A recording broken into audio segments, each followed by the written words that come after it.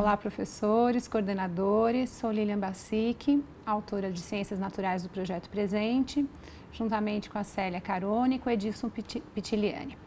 Estamos aqui hoje para conversar um pouquinho sobre a coleção de ciências naturais, sobre os livros de ciências e de que maneira que o conhecimento científico se constitui nesses livros da coleção. Inicialmente, eu gostaria de conversar um pouco sobre essa concepção de construção de conceitos científicos, né? De que maneira que a gente pode garantir que esse aluno de ensino fundamental 1 gradativamente avance conceitualmente para que lá no ensino fundamental 2, no médio, ele realmente tenha condições de formar conceitos científicos. Bom, quando falamos em construir conceitos científicos, principalmente conceitos em ciências naturais, existem alguns aspectos que merecem atenção e é sobre eles que eu quero conversar um pouquinho com vocês hoje. Em primeiro lugar, quando a gente fala em conceitos, a gente tem que imaginar que temos que propiciar momentos para que esse aluno pense sobre conceitos. Mais do que decorar conceitos, ele precisa ser estimulado a pensar sobre eles, compreendendo e expressando opiniões sobre assuntos de caráter científico. Então, dentro da escola, principalmente com esse aluno de ensino fundamental, não é possível a gente imaginar que ele vá apenas decorar conceitos. Ele precisa vivenciar situações em que esses conceitos estejam evidentes para que assim ele possa pensar sobre eles. Eu trouxe aqui dois pequenos trechos para a gente observar de algumas cenas de sala de aula em que existe formação de conceitos de uma forma e de outra. Vamos tentar analisar um pouquinho esses dois exemplos. Isso mesmo. E o movimento que a Terra faz em torno do Sol é o movimento de? Translação! Muito bem. Ontem deu no rádio e na televisão que os americanos chegaram na Lua. Agora que vocês já conhecem os planetas nas nossas aulas de ciências, vocês podem entender muito bem qual é a importância desse feito para a humanidade.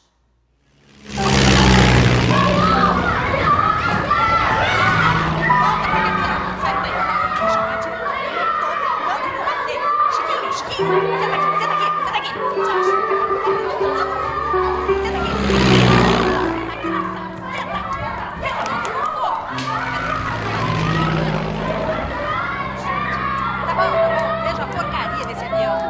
Deve ser aquele maluco daquele americano de novo.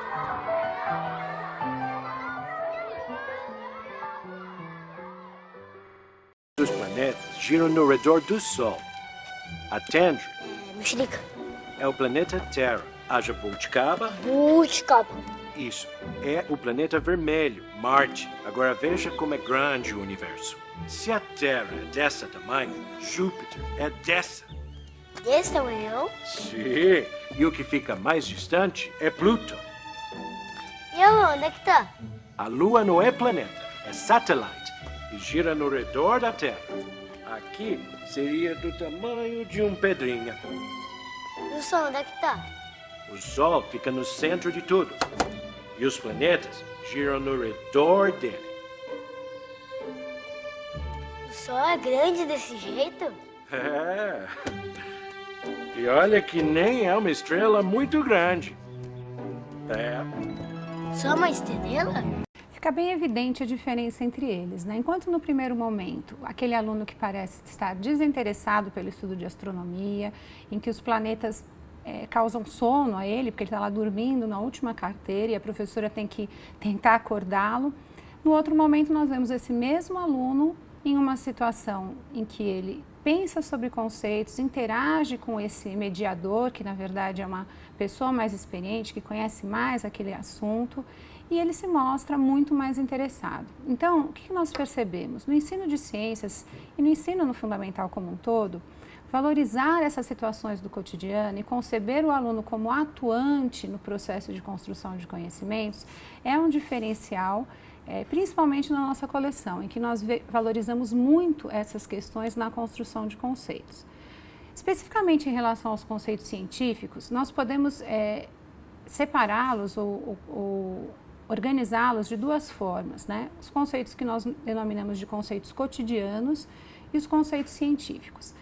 Essa linha de pesquisa, que é a linha de Vygotsky, que é a linha que eu me aprofundo um pouco, tanto no mestrado, me aprofundei, como agora no doutorado, mostra um pouco que aquele conceito que a criança aprende de forma assistemática, sem uma intenção educativa, é considerado um conceito cotidiano. Cotidiano porque normalmente faz parte das relações dela do dia a dia. Quem é que ensina essa criança? Quem é o indivíduo mais experiente? É ou um colega mais experiente, ou familiar. É alguém que está ensinando sem a intenção de ensinar, não tem nada programado para isso. Esses conceitos são muito importantes na escola, principalmente quando a gente fala em conceitos de ciências naturais. Para construir conceitos científicos, nós precisamos dessa base que a criança traz, desses conceitos cotidianos que ele constrói no dia a dia, com os familiares. Esse conceito científico vai se formar a partir de uma ação educativa, sistemática e intencional, que é aquela que o professor faz na sala de aula, ao fazer o seu plano de aula, ao organizar as ações educativas, ao programar suas estratégias. Toda essa construção vai depender dos conceitos cotidianos, que é aquela rede que ele já assimilou de forma assistemática e que o professor vai ter condições de trazer isso para um ensino formal. Então, na escola, nós temos que ter essa preocupação de que maneira que os conceitos científicos vão ser gradativamente apresentados a esse aluno para que ele avance conceitualmente. Como eu disse no início, nós não vamos supor que esse aluno no ensino fundamental 1 estabeleça toda essa rede conceitual e consiga construir conceitos científicos. Nós vamos esperar que as nossas ações sejam tão eficientes a ponto dele gradativamente avançar para que no ensino médio ele tenha condições realmente de estabelecer uma rede conceitual mais adequada para o seu nível de abstração, para a sua faixa etária. Na nossa coleção em Ciências Naturais, nós utilizamos 3 momentos, né, isso em toda a coleção, de avaliação inicial, avaliação reguladora e avaliação final. Como é que esses momentos se constituem no material de Ciências Naturais? A avaliação inicial sempre vai estar relacionada com as páginas de abertura. Nas páginas de abertura, professor, você vai observar na orientação para o professor várias estratégias para que você levante quais são esses conceitos cotidianos do aluno. Pode ser por meio de um desenho, pode ser por meio de um texto, ou até mesmo por meio de uma conversa que você estabeleça com a sua turma, e a partir daí você vai relacionar, e isso vai servir para o seu planejamento, quais são os conceitos cotidianos dessa turma, o que eles já sabem. A partir daí você vai ter a ação educativa, né? A partir daquilo que o aluno já sabe. No percurso, durante o trabalho com a unidade, durante o trabalho com a sequência didática, vão existir alguns momentos que nós vamos chamar de avaliação reguladora. Nesses momentos, você vai poder observar o quanto o seu aluno avançou em relação àquele estágio que a gente considerou como estágio inicial. Gradativamente, o aluno vai começar a demonstrar avanços conceituais, é isso que a gente espera, para que no final da unidade você possa fazer o que nós chamamos de avaliação final, que não se trata de uma prova, não se trata de nada extremamente sistematizado, mas para o nosso trabalho se trata de verificar quais foram realmente os avanços conceituais que essa unidade, que o trabalho com essa unidade propiciou ao seu aluno. Então, professor, aproveite bastante essas indicações, essas sugestões que nós apresentamos de avaliação inicial, reguladora e final, porque com certeza você vai conseguir observar esses avanços nos seus alunos e até perceber em que momento que precisa reforçar algumas questões que não ficaram claras para eles. Então, são momentos ricos de aprendizado para o aluno e principalmente para o professor. Qual é o nosso objetivo principal quando a gente fala no ensino de ciências naturais? Além dessa questão de avanços conceituais, de construção de conceitos científicos, nós temos a alfabetização científica. Aqui entendida como aquela possibilidade que o aluno tem de compreender conceitos científicos, de saber se relacionar com a ciência e principalmente de poder fazer escolhas adequadas, tanto em níveis individuais, escolhas pessoais que garantam a sua saúde, o seu bem-estar, quanto em relação à natureza, em relação ao ambiente que o rodeia. Eu trouxe um exemplo aqui que mostra um pouco como trabalhamos a alimentação pensando na alfabetização científica. Então, no livro do primeiro ano, o aluno já começa a se aproximar um pouco no momento em que o professor faz o comentário, olha, tem um texto que vai, como vocês estão observando aí, que fala sobre as crianças gostarem de sobremesa. E aí o professor vai trabalhar com o aluno dizendo, olha, sobremesa pode ser muito gostoso, mas tem outras coisas que também são importantes na alimentação. Isso nós começamos ali no primeiro ano. Dando continuidade nos demais anos, nós vamos trabalhar sim a alimentação com esse aluno. Quer dizer, qual é a composição nutricional dos alimentos? Então tem carboidrato, tem lipídio, tem proteína, tem vitaminas, sais minerais, quer dizer, o que faz parte, o que compõe esse alimento no aspecto nutricional. A partir do momento que o aluno aprende isso, ele vai aprender a identificar a quantidade desses componentes. Tudo isso nós estamos falando num ensino sistematizado e que está propiciando momentos de aproximação com o tema alimentação e saúde.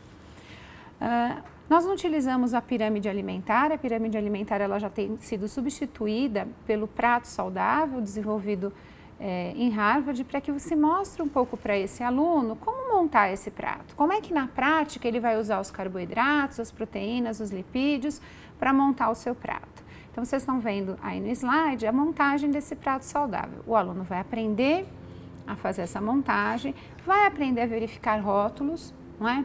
Por que a gente observa rótulos num supermercado? Os adultos vão dizer, para selecionar os que têm menos calorias. Para a criança não é esse o objetivo. O objetivo é que ele possa observar um rótulo e comparar rótulos. E é isso que a gente faz. Nós vamos comprar um queijo, a gente vai olhar lá no queijo a comparação entre um queijo e outro para escolher qual que vamos levar. Para a criança, a gente quer que elas cheguem a essa conclusão também, que os alimentos, apesar de parecerem semelhantes, eles apresentam diferenças nutricionais. E isso é uma questão que ela pode analisar observando o rótulo. Ela vai aprender a observar e a comparar os rótulos. Nós não temos o objetivo que ela entenda o que é calorias, nada disso, mas que ela perceba que um alimento que tenha nutrientes, que esteja mais balanceado em relação à quantidade de nutrientes, pode ser mais saudável do que outro. E aí a gente quer que ela fuja de um estereótipo como esse, dessa imagem que vocês estão vendo. Quer dizer, de um lado da mesa, tudo aquilo que você pode comer, e do outro lado da mesa, tudo aquilo que você não pode comer. Quando a gente fala em alfabetização científica, a gente tem que imaginar que essa criança está inserida numa sociedade. E que essa sociedade, se for o caso da nossa, consome pizza, consome hambúrguer, consome batata frita.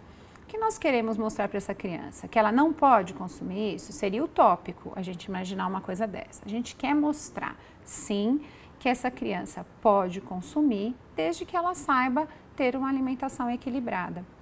Se conseguirmos isso, né, nós vamos acreditar que estamos nos aproximando de uma alfabetização científica. Por quê? Ela vai ter construído conceitos a partir do conhecimento que ela compartilhou com os colegas e com o professor sobre a composição nutricional dos alimentos. Ela vai começar a estabelecer relações, a refletir e aí o que nos interessa, a fazer escolhas. Ela fazendo escolhas que sejam adequadas à sua saúde, podemos acreditar que ela se aproximou mais de uma alfabetização científica.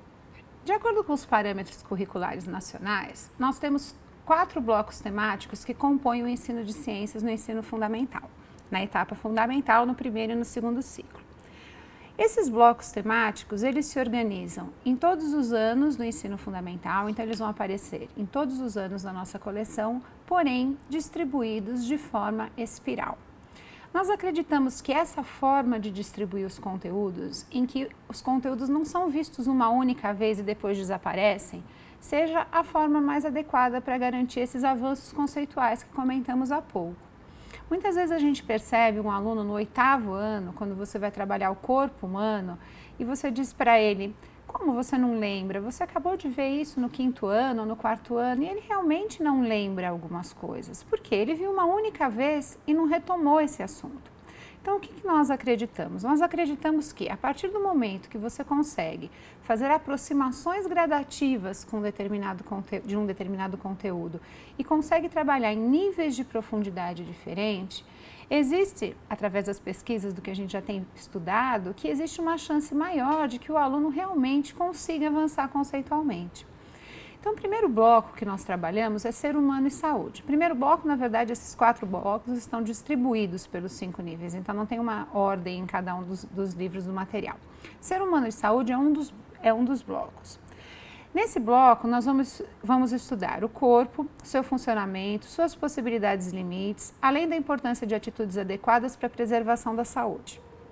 A alimentação, que nós comentamos há pouco, faz parte desse bloco. A higiene também. Então, nós temos aqui uma atividade no livro do primeiro ano em que as crianças vão identificar objetos, né, que são utilizados para a higiene do corpo, produtos que são utilizados para a higiene do corpo e momentos em que essa higiene acontece. No segundo ano, nós vamos buscar com esse aluno uma aproximação daquilo que a gente espera que ele compreenda, que é o que essa higiene, não ter higiene pode acarretar o quê, né? Então, para isso, nós temos uma atividade prática realizada no segundo ano que mostra que no ambiente existem micro-organismos. E aproximar a criança desse vocabulário de que existem seres microscópicos que estão no ambiente é muito importante, uma vez que a gente está pensando em avanços conceituais. Nessa atividade prática especificamente, as crianças vão identificar aqueles micro-organismos que podem causar danos à saúde. Então, eles vão recolher esses micro-organismos utilizando hastes de algodão, então vão recolher do chão, da mesa, de alguns locais e colocar num meio de cultura, né, numa espécie de uma gelatina, que o professor vai ser orientado como preparar. E eles vão observar o quê? Que com o passar do tempo, esses micro-organismos vão se multiplicar nesse meio. Isso faz com que possamos levá-los a estabelecer relações de que, dentro do nosso organismo, se não tivermos um cuidado ao consumir alimentos, esses micro-organismos também podem se multiplicar, né? Sempre de uma maneira muito suave, para que esses alunos não se assustem, não fiquem muito preocupados, que tem que lavar as mãos em todos os momentos, não é esse o objetivo. Mas que ele perceba que, se com frequência ele se alimenta sem lavar as mãos, ele pode, a longo prazo, desenvolver algum tipo de doença devido a esses micro-organismos presentes na sujeira. Mais para frente, nós vamos trabalhar com eles as partes do corpo e aí sim entrar nos sistemas e toda a organização do corpo no 4º e no 5º ano. Quando a gente fala na organização do organismo, na organização do corpo, e explica sobre os sistemas, o nosso grande objetivo é que eles possam estabelecer relações, entender que o sistema digestório está relacionado com o sistema respiratório, que se relaciona com a circulação. Quando o aluno consegue perceber essa integração, aquele conhecimento acadêmico deixa de ser algo compartimentado, passa realmente a fazer parte de um conhecimento que se relaciona à sua vida, né? O nosso segundo bloco é o bloco de ambiente. O bloco de ambiente também aparece em diferentes momentos nos livros da coleção. Ele vai gradativamente mostrar ao aluno que ele é parte constituinte da natureza, atua na natureza, então ele interfere na natureza e, de certa forma, a natureza, essa interferência dele pode ser uma consequência daquelas ações que ele teve. Então, a gente mostrando essa interdependência do ser, da pessoa em relação à natureza e vice-versa, nós acreditamos que podemos ainda mais nos aproximar da tal alfabetização científica que comentamos no início. No primeiro ano, nós estimulamos a turma a montar uma horta utilizando garrafas PET ou caixas de ovos. Essa montagem da horta, muito comum em educação infantil, nas séries iniciais do fundamental, na verdade tem como objetivo analisar outros aspectos além da montagem. Então, a interferência do excesso ou da falta de água, a interferência do espaço, né? O espaço é adequado para aquela quantidade de grãos que foram plantados, por exemplo. E essa aproximação com o ambiente vai mostrando para o aluno que ele plantou na escola, ele leva para casa, ele tem que continuar cuidando, né? Muitas vezes a gente observa em algumas situações que a criança faz essa atividade na escola, chega em casa e a plantinha morre, né? Então, na verdade, a gente não quer isso, a gente quer que a criança tenha esse cuidado. Então, vamos plantar num vaso em casa, ou vamos plantar num jardim próximo da residência, mas para que ela tenha esse olhar diferenciado, é isso que nos interessa. Mais para frente, no 4º e no 5º ano, nós vamos trabalhar sobre a questão do lixo, né? Então, trabalhar a questão da reciclagem do lixo, a questão da composição do lixo e principalmente mostrar para essa criança que ela tem condições de produzir menos lixo, né? Que é esse o grande objetivo, novamente pensando em alfabetização científica, para que ele possa refletir sobre as posturas mais adequadas em diferentes situações. O próximo bloco temático é o bloco dos recursos tecnológicos. O que são recursos tecnológicos? Nos parâmetros, eles aparecem como os processos de transformação de materiais em produtos necessários à vida humana, como instrumentos, aparelhos e máquinas, além da produção de energia e a relação desses processos com as transformações humanas e sociais que deles decorrem. Quando nós tratamos de recursos tecnológicos, lá no 1º ano, nós realizamos essa atividade prática Flutua e Afunda. Qual o objetivo dessa atividade? A partir do momento que a criança percebe, na verdade nós não estamos trabalhando o conceito de densidade, mas sem informar isso para a criança. À medida que a criança percebe que alguns objetos afundam e outros flutuam, ela pode perceber essas características dos materiais e a gente percebe que essas características dos materiais na história da formação de recursos tecnológicos foi muito importante. Né? Por que um barco de madeira flutua, por que o navio feito de aço tem outros mecanismos para poder flutuar. Então, nós estamos trabalhando questões como densidade, como empuxo, sem necessariamente ter que informar isso à criança. E isso é muito importante porque garante essa aproximação gradativa em relação aos conceitos científicos. Mais para frente, no 4º ano, nós vamos trabalhar em relação às máquinas, então as máquinas simples, principalmente, e no 5º ano a parte de energia, né, de produção de energia. O próximo bloco é Terra e Universo. Se formos analisar nos parâmetros curriculares de ciências do 1º e do 2º bloco, do 1º e do 2º ciclo, Terra e Universo não é um bloco temático, ele vai aparecer a partir do 3º ciclo. Porém, nós acreditamos muito nessa abordagem em espiral, de que as aproximações gradativas garantem muito mais uma construção de conceitos do que uma única apresentação, e por esse motivo, Terra e Universo aparece no material do 5º ano. Qual é o objetivo? Trabalharmos com essa criança as questões relacionadas aos corpos celestes, posicionamento da Terra em relação ao Sol, entre outros. Porém, já no 1º ano, nós fazemos um trabalho com a criança apresentando a sombra, né?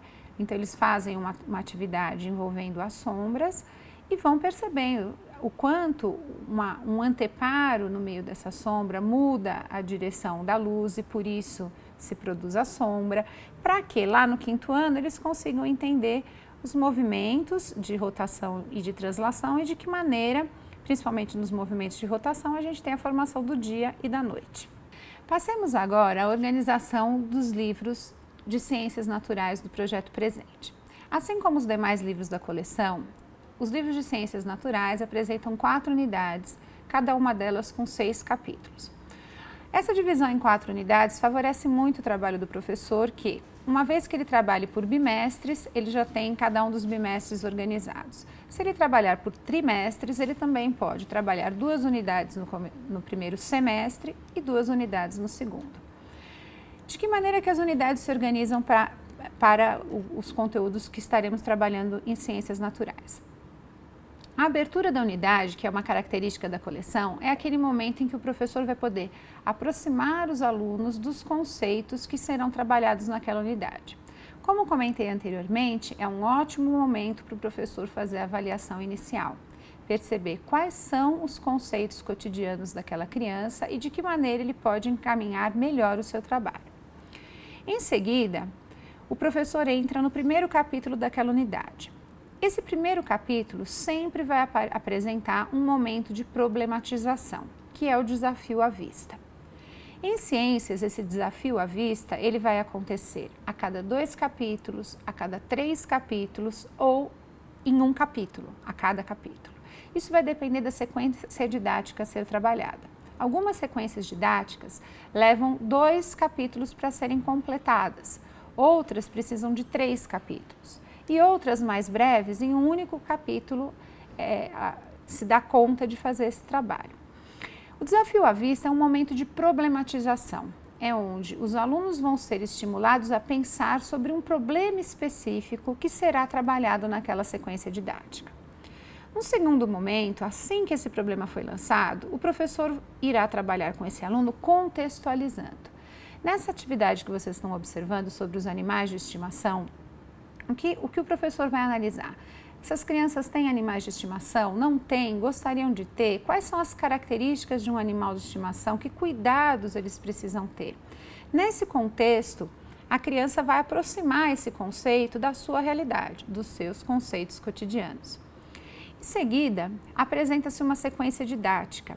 Essa sequência didática, ela vai sempre buscar uma aproximação da criança com aquilo que está sendo trabalhado e ela finaliza com a definição do que foi trabalhado, sistematizando aquele tema que foi abordado na sequência. Além disso, nós temos momentos na coleção que apresentam algumas sessões características de ciências, como uma sessão características de ciência, que é a atividade prática, além dessas questões, estudo do meio, o investigue, o você sabia.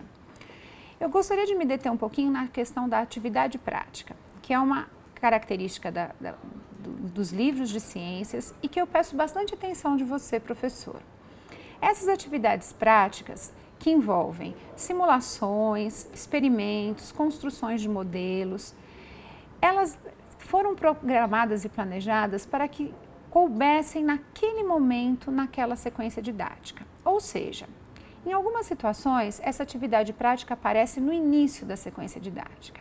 Quando ela aparece no início, ela tem um objetivo bem específico. Ela quer que o aluno se envolva levantando hipóteses, concluindo, realizando aquela atividade prática ou aquele experimento para levantar informações sobre aquilo que será trabalhado. É muito importante que quando ela aparece no início da sequência didática, ela seja trabalhada naquele momento. Em outras situações, a atividade prática pode estar no meio ou no final, sempre com um objetivo. Se ela está no meio, é porque é necessário naquele momento alavancar aquele conhecimento de alguma forma para que ela dê continuidade àquilo que está sendo trabalhado. E se ela está no final, ela pode ter o objetivo de ampliar ou de aplicar tudo aquilo que foi trabalhado naquela sequência didática. Então, eu peço bastante atenção para que realmente as atividades práticas que foram planejadas para ter materiais de fácil acesso, que pudessem ser realizadas em qualquer local, realmente sejam realizadas no momento em que são propostas. Após sistematizar os conhecimentos, no momento de sistematização dos conhecimentos, nós temos a sessão Ligando os Pontos. A sessão Ligando os Pontos retoma aquele problema, retoma aquele desafio inicial, o desafio à vista que foi proposto no começo da sequência didática e sistematiza, organiza o que foi trabalhado na sequência didática. Finalizando a unidade, nós temos o Refletindo Mais. Qual o objetivo do Refletindo Mais? Ampliar o estudo e socializar o conhecimento. As propostas de ciências, em sua grande maioria, têm como objetivo que o aluno possa trocar aquilo que ele aprendeu com outras turmas, com pessoas convidadas para assistirem, os pais podem vir à escola assistir essa apresentação, ou realmente entre a própria turma dentro da sala de aula. Mas são momentos em que o aluno vai ter que organizar de uma outra forma aquilo que ele apresentou, aquilo que ele aprendeu, porque ele tem que organizar para apresentar para alguém. Então, existe todo um movimento diferente do que apenas apresentar. Finalizando a nossa conversa, eu trouxe alguns exemplos de trabalhos realizados pelas crianças e que são justamente dessa sessão Refletindo Mais. Então, a gente tem aqui o fechamento da unidade 3 do 4º ano, em que foi trabalhada a questão das embalagens, do lixo, em que eles reaproveitaram as caixas, as embalagens para criar objetos. Esse jogo do Ecoturista, do 2º ano, o Refletindo Mais da unidade 2, do 5º ano, em que eles trabalham com energia, aqui os materiais translúcidos, opacos e transparentes, e um particularmente que eu gosto bastante, que é esse que trabalha com as tecnologias facilitando a construção de conceitos.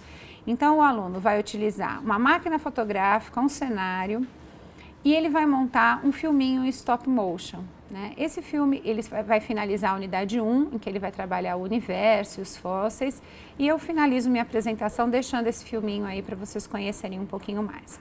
Muito obrigada pela atenção de vocês e bom trabalho!